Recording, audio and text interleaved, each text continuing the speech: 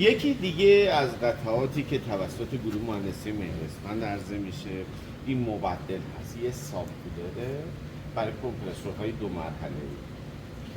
ببینید این ساب کولر کنار کمپرسور نصب میشه. یک شیر برقی خاص داره برای تزریق پالسی مبرد که اکسپند میکنه مبرد و داخل این مبدل حرارتی. توی این مبدل حرارتی وقتی که مبرد اکسپند میشه توی خروجیش این خروجیش هست میره تو مرحله میانی کمپرس کردن کمپرسور دو مرحله‌ای. ما یه ورود و یه خروج، یه ورود یه خروج مبرد مایع هم داریم که مبرد مایعمون وارد میشه، سابکولش بهبود پیدا میکنه و خارج میشه.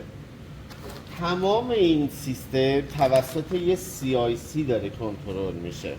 پس برای این که یه سابکولر برداریم بذاریم توی ساکشنمون توی کمپرسور دو مرحله‌ای، ما باید یک CIC نصب کنیم، یک شیر تزریق نصب کنیم، یک بوبین داره و یک مبدل حرارتی، مبدل آلفا لاوال هستش.